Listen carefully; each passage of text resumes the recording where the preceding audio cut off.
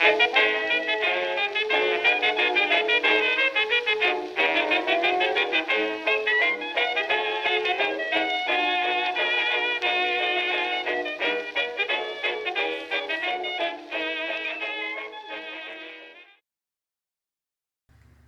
and welcome to the Old Garage. This is number 7. I'm Wild Bill. And before we get started with the questions, something I need to do. You see, I know that a lot of my viewers are also subscribers or fans of Drakenophel. And Drak, when he does his live things on YouTube, he drinks a beverage called Iron Brew. Now, this is not available in the United States, but I told him that in honor of him getting to 250,000 subscribers, I would go ahead and get some Iron Brew, delivered it to the U.S., and here it is, Iron Brew, and go ahead and, as an American, have some Iron Brew. Now, I don't have a goblet like his, but, so, here you go, cheers.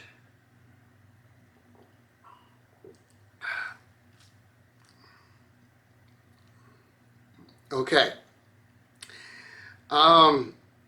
It's chilled, because it says right on the bottle, you know, drink it chilled. It is orange, but doesn't necessarily taste like orange, but definitely some sort of fruit I can't describe. It's sweet. Yeah. Okay, so this is Iron Brew. Okay. I can see why I didn't make it to the U.S. Sorry. But cheers. Congrats, Drak.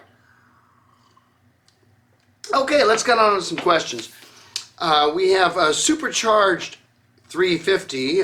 Question he has is, how much did the electric car weigh back then? Well, about the same as any other.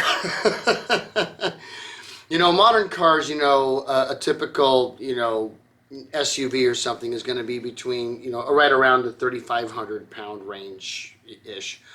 Back in the day, you know, before World War I, you know, if a car was over 2,000 pounds, it was extraordinary. Most of the weight in an electric car was the batteries. The motor itself was, you know, probably the lightest thing in it, but the batteries were heavy.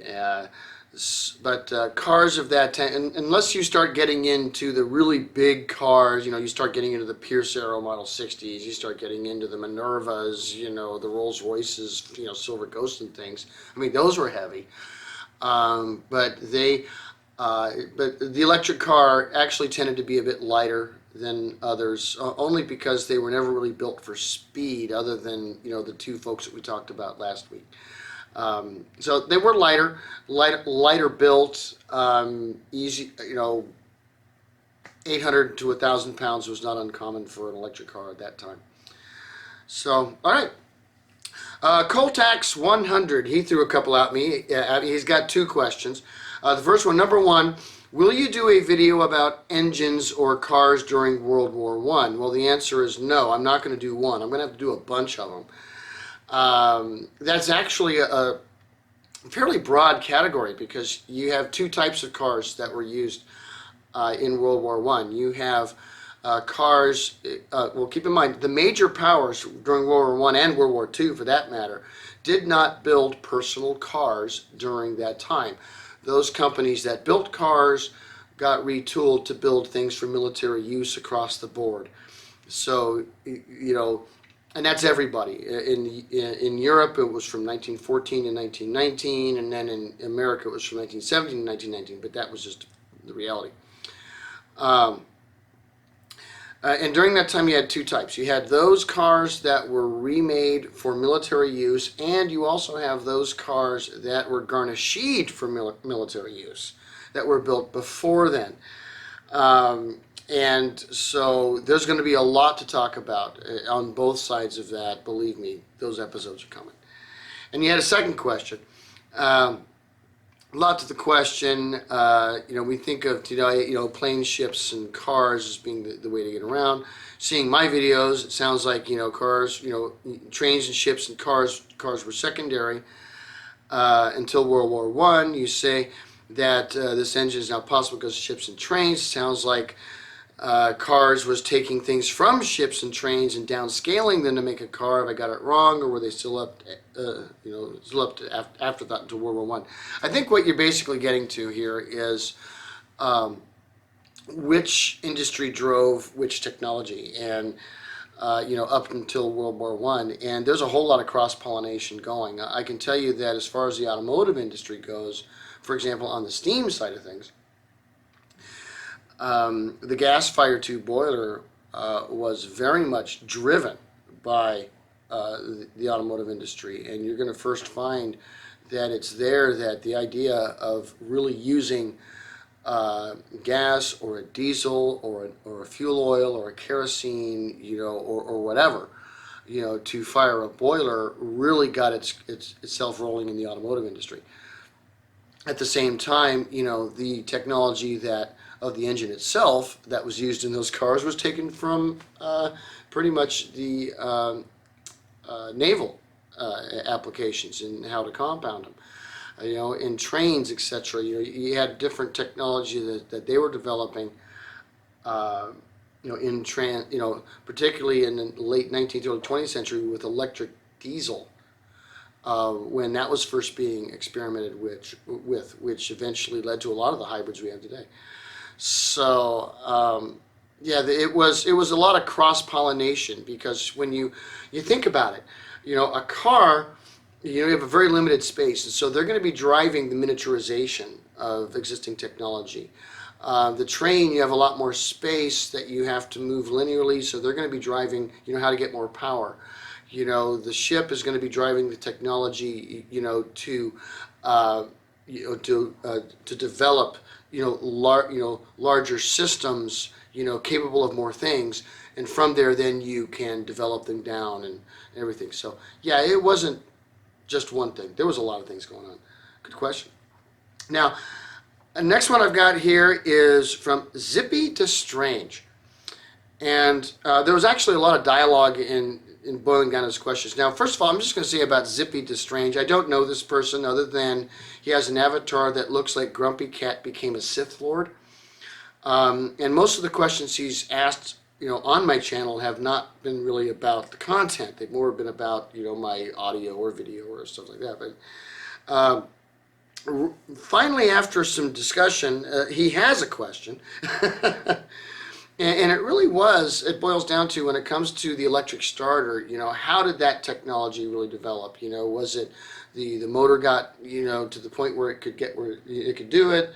Was it, the gearing? Was it on the other side of it? I mean, what was the perfect storm that put it all together in the 1910s? And really, the answer is yes. Crazy as that sounds. The thing is that when we're looking at 19, let's look at Cadillac 1912. I mean, they weren't the first to put an electric starter in a car, but they were the first to do it as a production standard. And what they developed really that was important was an easier way to manufacture the ring gear on the transmission, because what you do, or on the flywheel of the car rather, because that's where the starter is on a car, even to this day, is you put the starter along a ring gear that is attached to the flywheel that is attached to the crank, and then there's what's called a throwout bearing inside the starter, and when you hit the starter, the throwout bearing moves the gear in the starter motor out into the gearing that's attached to this ring gear that's attached to the flywheel of the engine, and off you go. And then when you turn off the key, or turn off the starter, that gear goes blink and goes back in, so because the throwout retracts. So that's why when you look at a starter motor, you have two things that you see on it. One is the motor itself, the other is called a solenoid. The solenoid is the electrical device that pushes the gear into the ring gear to start the engine, and then once the engine started, pulls it back, so that you don't sit there and burn out your motor. And the development of both of those, although the ring gear and the the concept had existed prior to, the 1910s. It was, a matter of, can you manufacture it consistently? That was going to be the issue, and it's one thing to make a technology, it's another thing to be able to put that technology on the ground. And that's been a bane of a lot of companies in a lot of industries, not just the automotive, and that's why it took as long as it really did to put electric starters as standard into cars. It wasn't because they couldn't do it, it was because they couldn't do it efficiently and economically. So yeah, it's, develop technologies, then develop the ways to make them work, and once you get those two together, boom, you're gravy. Good question. Okay, Fate. He says, when did car theft become such a big problem that manufacturers started adding keys to starter buttons? Did it also occur in the hand cranking era? Okay, after World War I is when you started seeing keys. And that wasn't necessarily universal, but that's when you started seeing them, because car theft was going to really be a problem then, because now the world was mechanized. Prior to that, prior to World War I, yeah, not all cars had keys. In fact, it was the exception, not the norm. You go into the 19th century, car theft wasn't necessarily an issue because they were so rare that if one was stolen, it was like, it would make the headlines. It would be dealt with. Once you get, after the turn of the century, the way that folks did it was actually by booting their own cars. What booting means is that sometimes if you're, today, if there's some counties and cities and countries where if you have too many parking tickets or you have a violation or something, the police will put a device on your tire with a lock on it that only they can open up, and now you have to go to the court to get this thing removed off of your car so you can drive it. Well, prior to World War I, you could buy a device that would do the same thing to your own car. It looked like basically a big spike that would wrap around the typical spoke tires of the day with a lock assembly on it, and you put that on there, and then if you try to drive the car, you got this big metal thing stuck to the tire. You're not going to be able to drive the car effectively. So and that was really the most common way of doing it back in the day. So yeah, cool. And finally, we have Gabriel F. asked this one. He says, most small and mid-sized cars, front-wheel drive since the 1980s, that's the way it's been. How many vintage cars or vehicles were there with front-wheel drive, and why didn't it become the norm?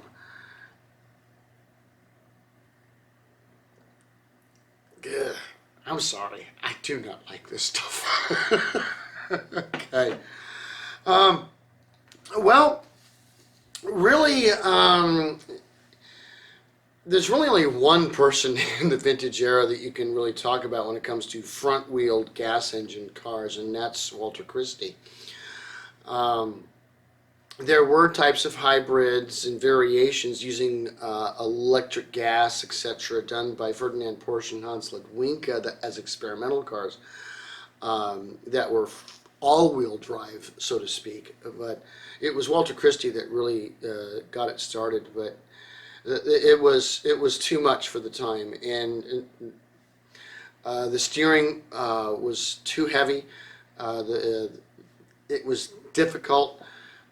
You had the actual gearing and the transmissions at the time. Just building them, they were very hard to control. It wasn't really until the 30s that a really viable car that was front-wheel drive came out, and that was the coffin nose Cord, frankly, that actually was able to pull it off and get the braking and the steering and everything right, so to speak. But Walter Christie's definitely my favorite of that era. So, those are the questions, and this is Iron Brew From an American's point of view, I would say Yankee, but unfortunately in the United States, Yankee, in my opinion, is not a term I want to ascribe to myself.